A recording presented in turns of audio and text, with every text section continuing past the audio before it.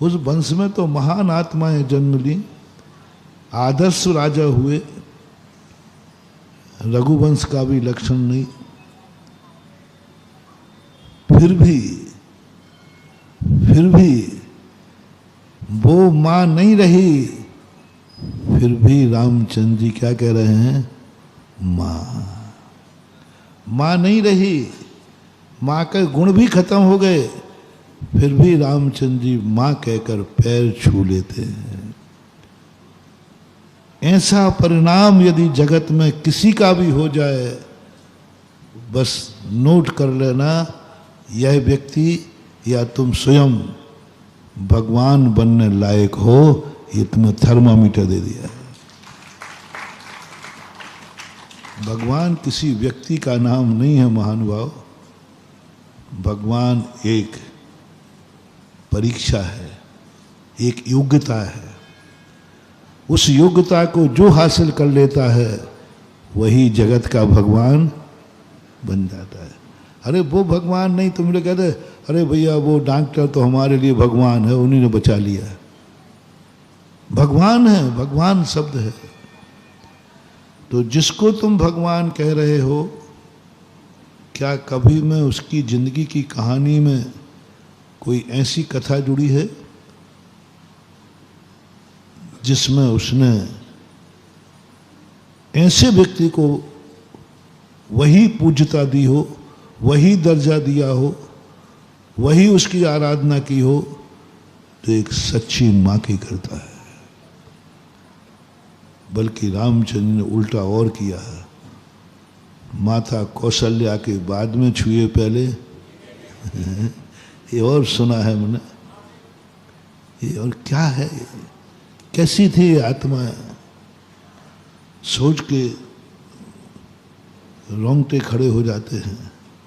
इतनी भी महानता होती है, इतनी भी सरलता होती है, इतनी भी भद्रता होती है, इतनी बड़ी महाशक्ति, और किसके सामने झुक रही है?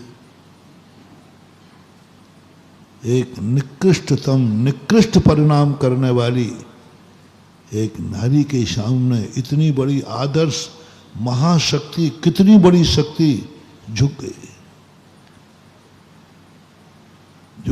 कोई मान नहीं आया, थोड़ी कसाय नहीं आई, ईगो नहीं आया, जिसने मेरे साथ ऐसा किया मैं तो आज के बाद उसको मां नहीं कहूंगा। सोचो महानुभाव, तुम लोग होते तो अमराज आप कहो ही नहीं, आप तो कहानी सुनाते जाओ।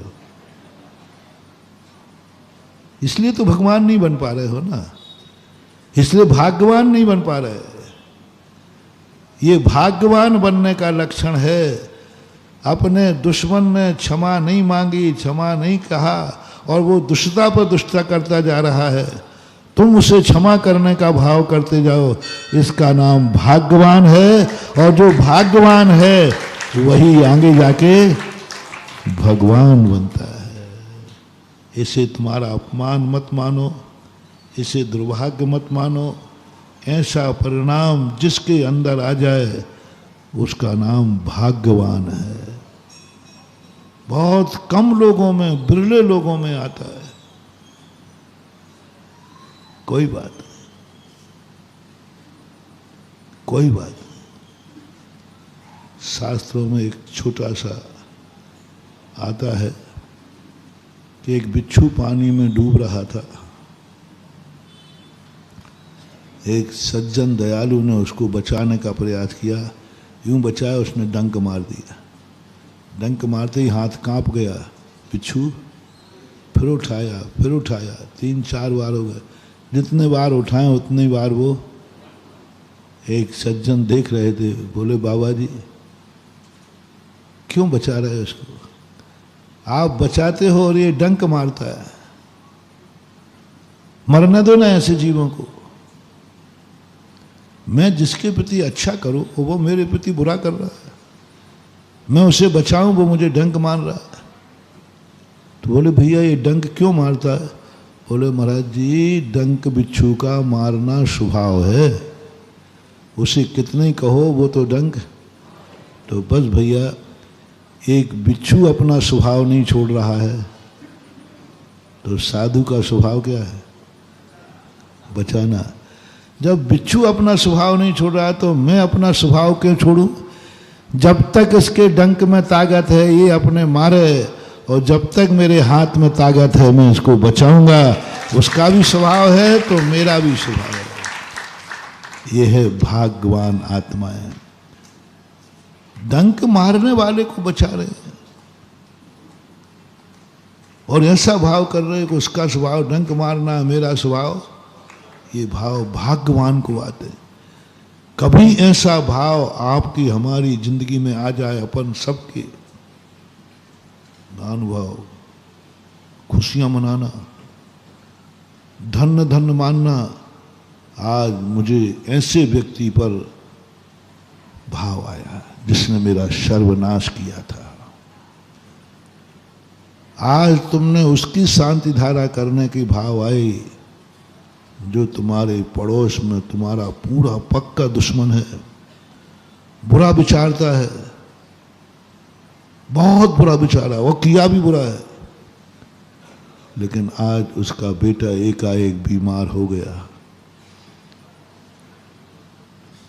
क्या तुम मन में ये भाव आ जाए उसके ऊपर आपत्ति, दुश्मन के ऊपर आपत्ति आई है, वो तो मंदिर जा नहीं पाएगा और तुम उसके बेटे के स्वास्थ्य के लिए छोटी मोटी नहीं, 151 की, किसके लिए? अपनों के लिए। अपने लिए तो अपन ने बहुत शांति धाराएं कराई। अपने पे दुख आ गया तो कराया, अपनों पे दुख आया तब भी कराया।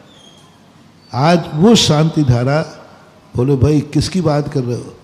बोलो भाई बस दुश्मन तो पक्का है, 100%।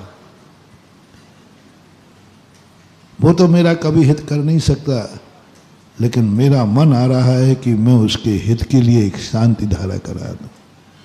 मेरा मन आ रहा है कि एक भगवान को नमोस्तु कर दूं।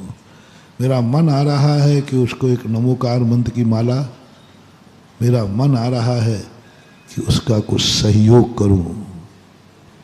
ऐसा परिणाम तुम्हारी आत्मा में कभी उठ जाए, कभी बहुत, जितना सरलता से मैं कह रहा हूं ना, इतना सरल नहीं है महानुभाव। किसी चीज को कहना बहुत सरल है और करना बहुत कठिन।